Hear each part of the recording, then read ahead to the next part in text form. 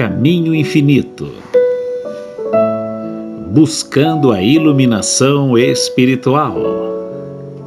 Joel Solomon Goldsmith. Texto integral. Editora Martim Claret. Capítulo 9. O suprimento. Parte 1. O segredo do suprimento encontra-se no capítulo 12 de Lucas. E ele disse aos seus discípulos: Portanto eu vos digo, não vos preocupeis com a vossa vida, com o que haveis de comer, nem com o vosso corpo, com o que o cobrireis. A vida é mais que o alimento, e o corpo é mais que a vestimenta. Considerai os corvos. Eles não semeiam nem colhem. Eles não têm despensa nem celeiro. E Deus os alimenta. Quanto mais valeis vós que as aves. E qual de vocês, com toda solicitude, pode acrescentar um cúbito à sua estatura?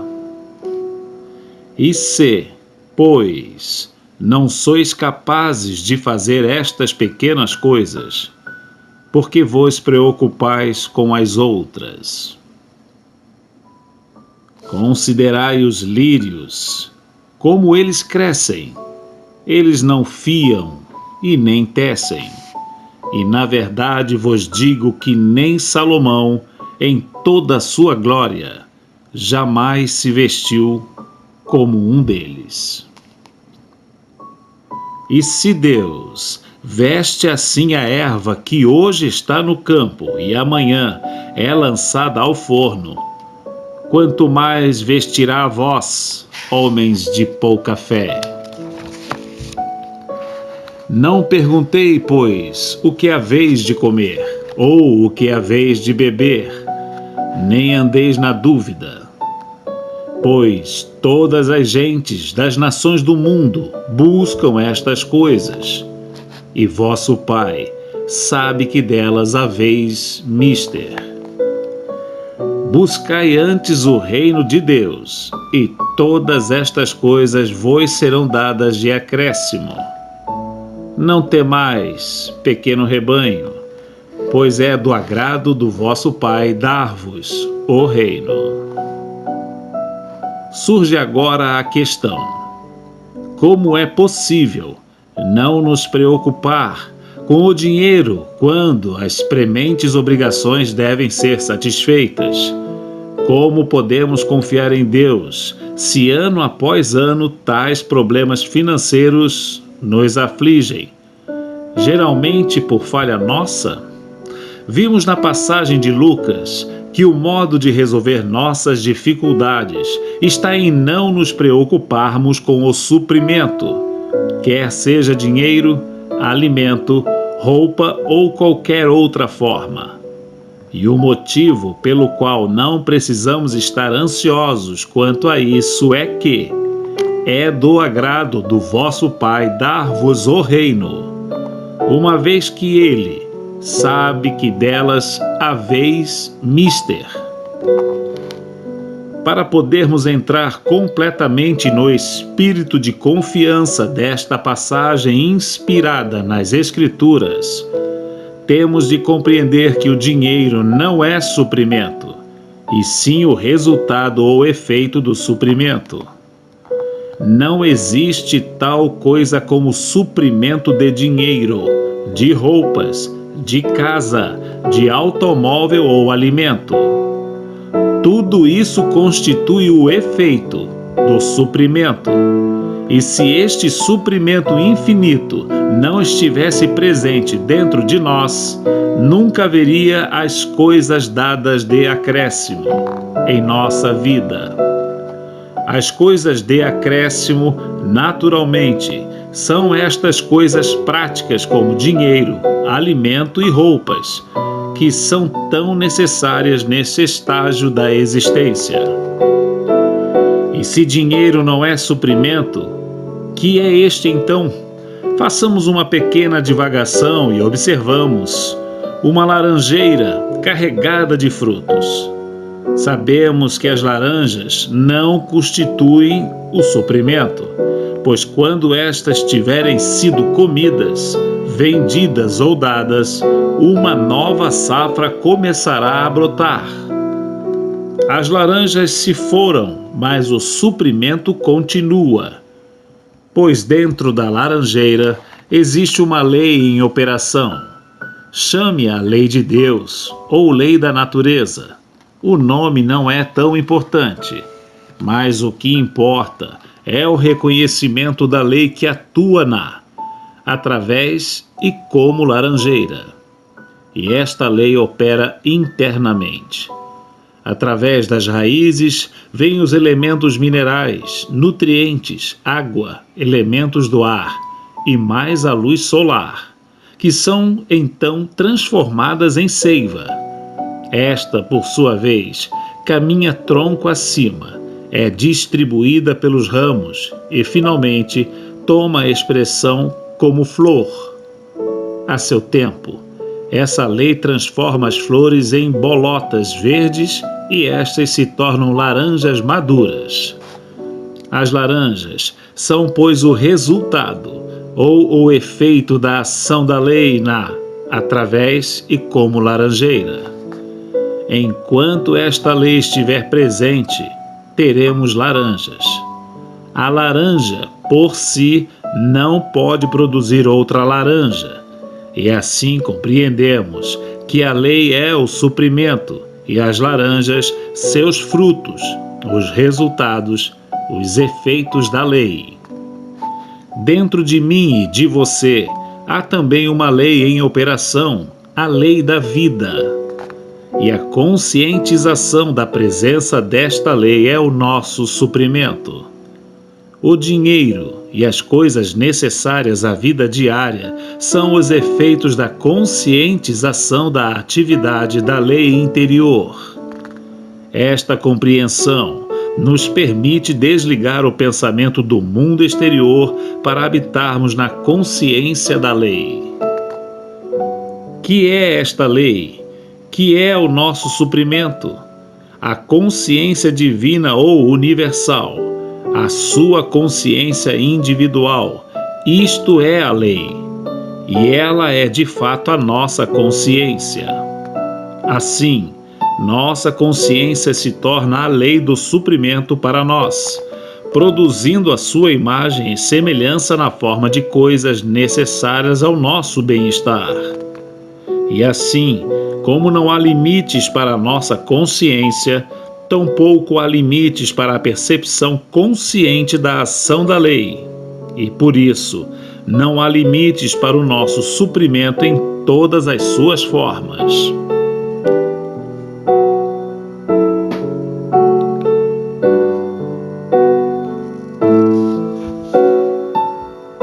A consciência divina ou universal, nossa consciência individual é espiritual.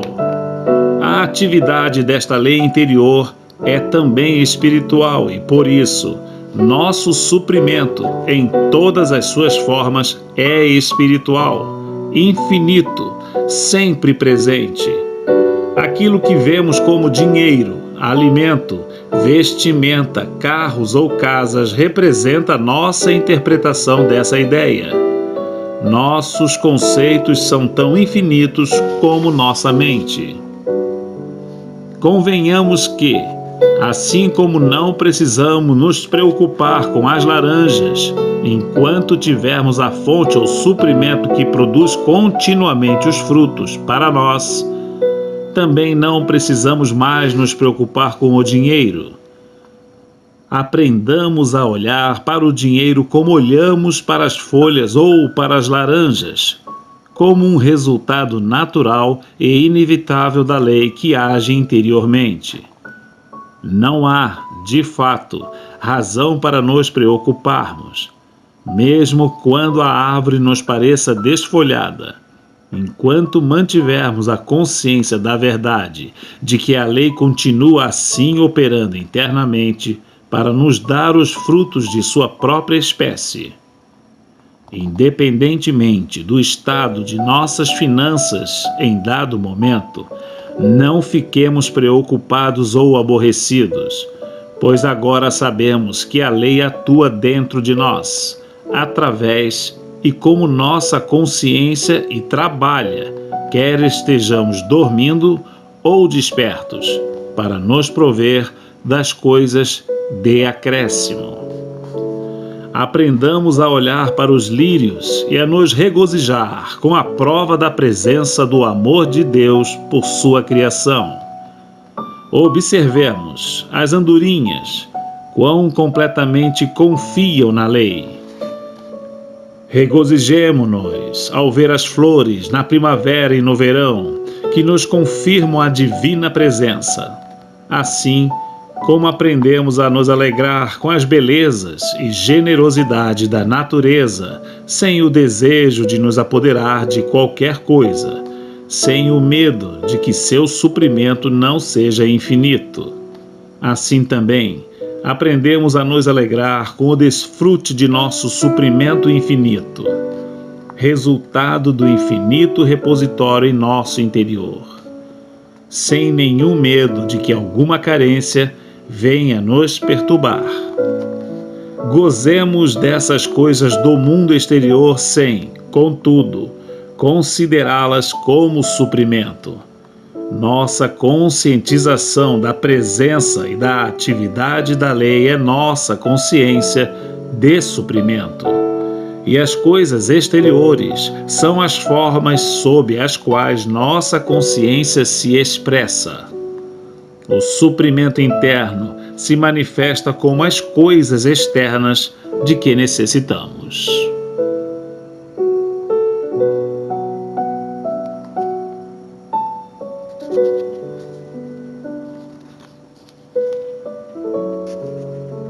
O suprimento, parte 2.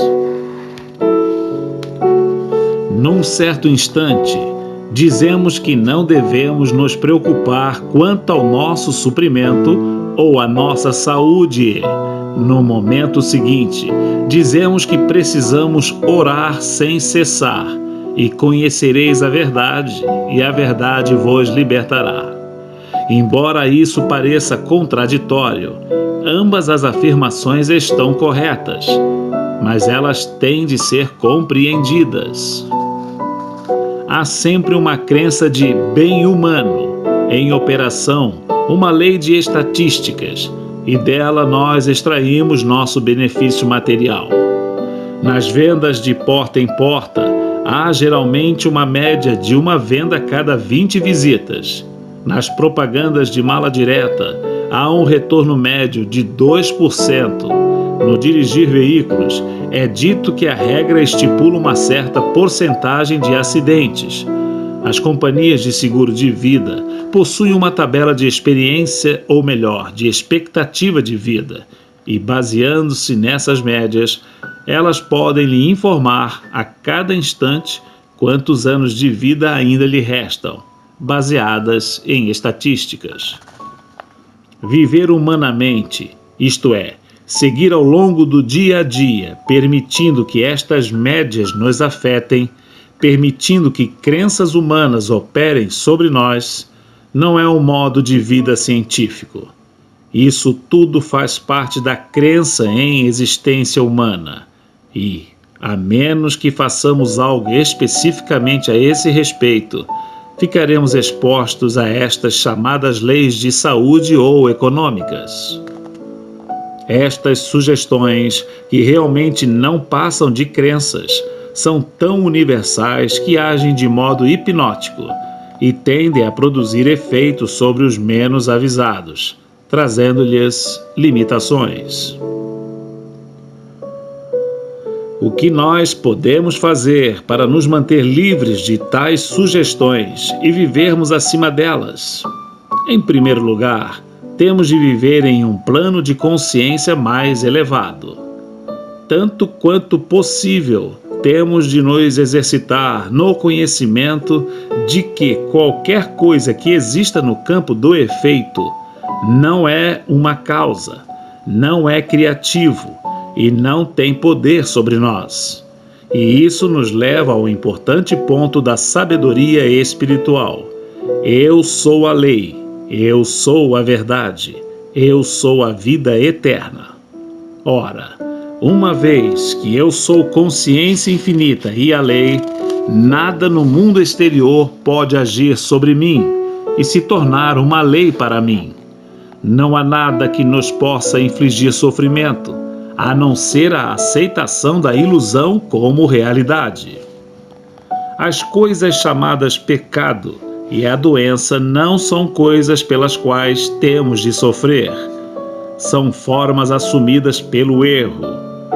Independentemente do nome que lhe dermos, elas são só hipnotismo, sugestões, ilusões se apresentando como pessoas, lugares ou coisas, se mostrando como pecado, doença, necessidade ou limitação. Não devemos viver como se fôssemos efeito, com alguma coisa operando sobre nós. Lembremos de viver como a lei, como o princípio do nosso ser.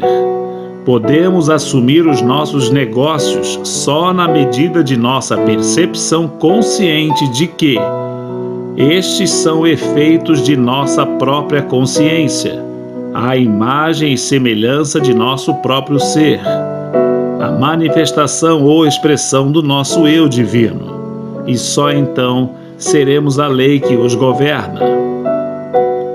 Temos de começar nosso dia com uma reflexão sobre nossa verdadeira identidade.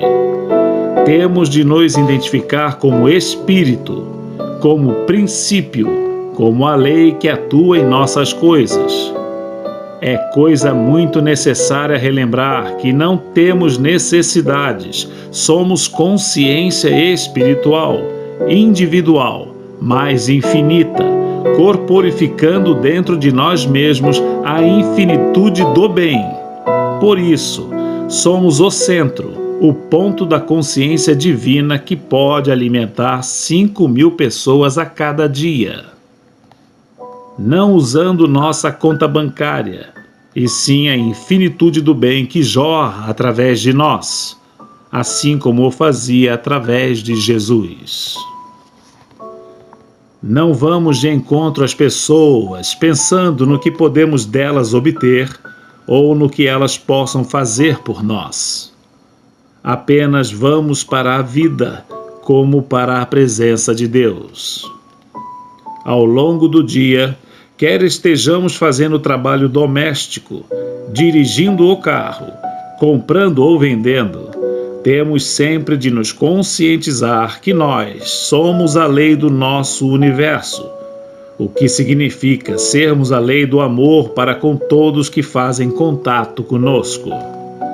Devemos lembrar conscientemente de que todos os que entram na esfera de nosso pensamento e atividade devem ser abençoados por este contato, pois nós somos a lei do amor, somos a luz do mundo. Lembremos de que não precisamos de coisa nenhuma, pois que somos a lei do suprimento em ação. Podemos alimentar 5.000 daqueles que ainda não sabem de sua verdadeira identidade. Existe a crença da separação entre nós e Deus, nosso bem, e nós a corrigimos quando reconhecemos que eu e o Pai somos um. Tudo o que o Pai tem é meu. O lugar onde eu estou é Terra Santa. No reconhecimento da infinitude do nosso ser, percebemos as verdades da Bíblia, percebemos as verdades de suas promessas. Já não se trata de citações, mas de afirmações, de fatos, e isto nos traz até a linha demarcatória entre conhecer a verdade e não nos preocupar. Percebemos agora a verdade como algo assentado em nossa própria consciência. a realidade do nosso ser. Não nos preocupamos em atrair algum bem. Não estamos nos dando algum tratamento para que nos aconteça algo, mas percebermos a verdade, a realidade de nossa identidade, de nossa unidade com o infinito, com nossas infinitas possibilidades. A razão para perceber e conhecermos esta verdade é que através dos tempos sempre nos reconhecemos apenas como homens, como algo diferente de ser divino. E a menos que, diário e conscientemente, lembremos da verdadeira natureza do nosso ser, recairemos sobre a crença geral de que somos algo separado e longe de Deus. Existe uma crença de que estamos separados das pessoas que, na realidade, são parte de nosso ser como um todo, ou a ideia de que sejamos separados e distantes de certas ideias espirituais necessárias à nossa autorrealização, ideias que se apresentam como pessoas, textos, lar, amizades ou oportunidades.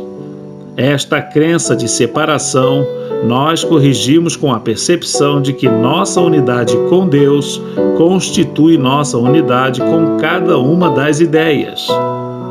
Temos um bom exemplo com o telefone. Através do meu telefone eu posso fazer contato com qualquer outro telefone ou lugar do mundo, mas não posso falar nem ao meu vizinho pelo telefone sem que a ligação passe pela central. Se então eu estabelecer meu contato com a central, serei um com todos os telefones. Pelo conhecimento de nossa unidade com Deus, o princípio infinito, o amor, encontramos e manifestamos nossa unidade com todas as ideias necessárias à expansão de nossa completeza. Nunca esqueçamos de que não podemos viver cientificamente como homens ou como ideia, mas que devemos perceber que somos vida, verdade e amor. Devemos aceitar a revelação de Jesus sobre Eu Sou, até que se torne realidade em nós. Paremos de tentar aplicar a verdade. Tal tentativa de aplicar a verdade nada mais é que uma ação do pensamento humano. A verdade é infinita e, por isso, não há nada a que possamos aplicá-la. Ela é a realidade do ser, e não há nada exterior ou interior sobre o que ela possa agir. A verdade age e trabalha por si própria, ou seja, é auto-operante. Estamos todos envolvidos em atividades que aparentemente fazem o suprimento vir até nós, independentemente de se tratar de um negócio, uma profissão ou uma arte. O que está em atividade é consciência. Vista desse modo, nossa atividade é amorosa e inteligentemente dirigida e amparada. E mesmo, mais do que isso, como uma emanação da consciência, é a consciência em si mesma manifestando individualmente o próprio ser, natureza e caráter. Aprendemos a não nos envolver e a deixar que Deus, a consciência, assuma suas responsabilidades. Lemos na Bíblia sobre os esforços e atribulações de Elias.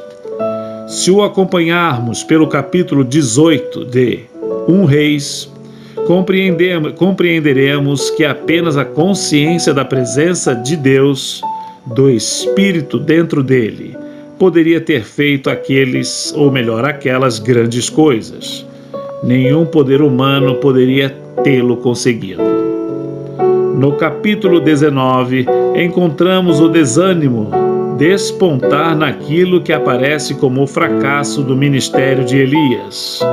Na realidade, esta foi uma oportunidade dada a Elias para que comprovasse que o poder não era de um ser humano, mas que era de fato o poder de Deus se manifestando como em homem. Deus se mostrando como ser individual. O alimento preparado para Elias, sob o zimbro, era a sua própria percepção da presença de Deus, se mostrando em forma tangível.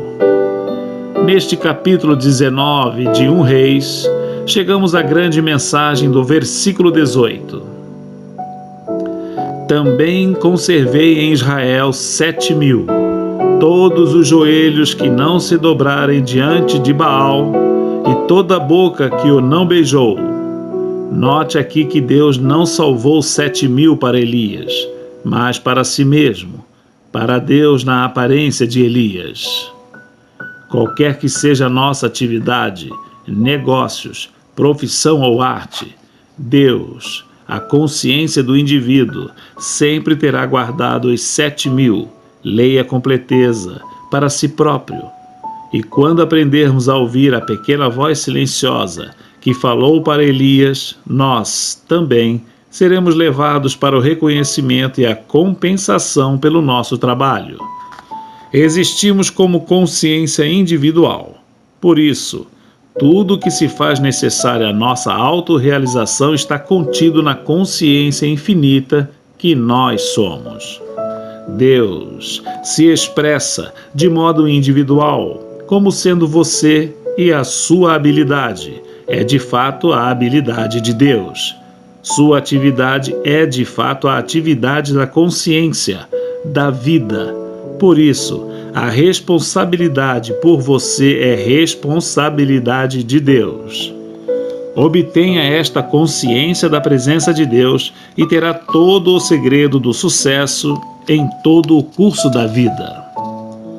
Como consciência espiritual individual, temos preparado para nós os 7.000, completeza, isto é, Deus, a consciência do ser individual. A sua consciência tem lhe dado suas habilidades e capacidades individuais e, desse modo, tem lhe proporcionado as oportunidades e as recompensas. E estas aparecem para preencher cada situação. Lembremos sempre de que Deus, nossa consciência individual, preparou para nós tudo o que é necessário para a realização de nossa experiência pessoal. Nunca estamos fora da harmonia do ser de Deus. Cultivemos, a qualquer momento, a percepção da presença de Deus. É a nossa união consciente com Deus que nos capacita a viver sem preocupações e torna possível uma vida de abundância, pela graça. Há um liame invisível entre todos nós. Não estamos na terra para trocar coisas, mas para compartilhar os tesouros espirituais que são de Deus. Nosso interesse em cada outro ser humano é, na verdade, puramente espiritual. Nossa finalidade de vida é o desdobramento do Espírito em nosso íntimo. Olhando da altura do ponto de vista espiritual, nós não vemos os outros como homens ou mulheres, como ricos ou pobres, grandes ou humildes. Todos os valores humanos ficam submersos no nosso interesse comum em buscar e encontrar o reino interior. Vemos aos outros como viajores na senda da luz. Dividimos nosso desenvolvimento, nossas experiências e nossos recursos espirituais. Nunca esconderíamos tudo isso dos outros. Assim, não há inveja ou ciúmes daquilo que os outros alcançam espiritualmente. Que fique bem claro que qualquer coisa que tenhamos em termos de suprimento, posição, prestígio ou poder, saúde, beleza ou riqueza é presente de Deus e, por isso, igualmente disponível a todos na medida de sua abertura de consciência. E compreendemos agora como podemos derramar nosso amor impessoal sobre o mundo dos homens. Clareemos a visão. Qualquer coisa que os outros possuam, mesmo aquilo que parece um bem material, é apenas a expressão do seu estado de consciência. E seria impossível invejar as posses alheias ou mesmo desejá-las. O primeiro passo para viver pela graça, na paz universal, deve começar com a compreensão de que tudo que alguém possa ter pertence ao Pai. Isto é, tudo que alguém possui e tudo que alguém possa vir a possuir é o jorrar de sua própria consciência infinita. Somos todos co-herdeiros com o Cristo, em Deus. Por isso, todos nós sacamos dos recursos de nossa própria consciência e de nossa alma, e não precisamos de trabalhosa luta para isso, que já é divinamente nosso. E tudo que alguém possua, a qualquer momento, mesmo aquilo que pareça ter algum valor humano, é o desdobramento de seu próprio estado de consciência e, por isso, pertence apenas a ele. Aquilo que temos é o resultado da frutificação do nosso próprio estado de consciência. E aquilo que ainda não conseguimos representa nossa falta de união consciente com Deus, nossa consciência infinita. Podemos ter o quanto desejarmos de qualquer coisa, dilatando os limites da nossa compreensão e percepção. Nada do que podemos obter dos outros será realmente nosso, mesmo que o tenhamos obtido legalmente. Ainda pertenceria àquele cuja consciência o gerou. O que é nosso pela eternidade, mas nosso apenas por ser o nosso estado de consciência em expressão. Tudo que o Pai tem, minha própria consciência infinita, é meu. A percepção desta verdade daria a todos os homens a possibilidade de viver junto em um mundo de harmonia, de alegria e de sucesso, sem medo uns dos outros, sem inveja ou cobiça. Estaríamos de volta ao jardim do Éden. Viveríamos sem preocupações, ou seja, pela graça. Este mundo constitui o reconhecimento da vida como presente de Deus, com o livre fluxo da nossa consciência. Revelaria o invisível laço espiritual que nos une na eterna fraternidade de amor. Resolveria para sempre o problema do suprimento e, portanto, estabeleceria o reino da paz sobre a terra.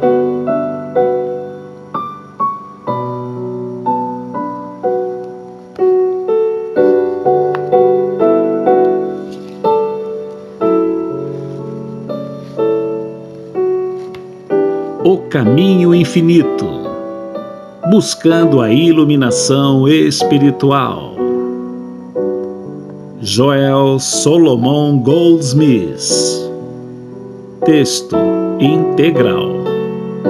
Editora Martim Claret.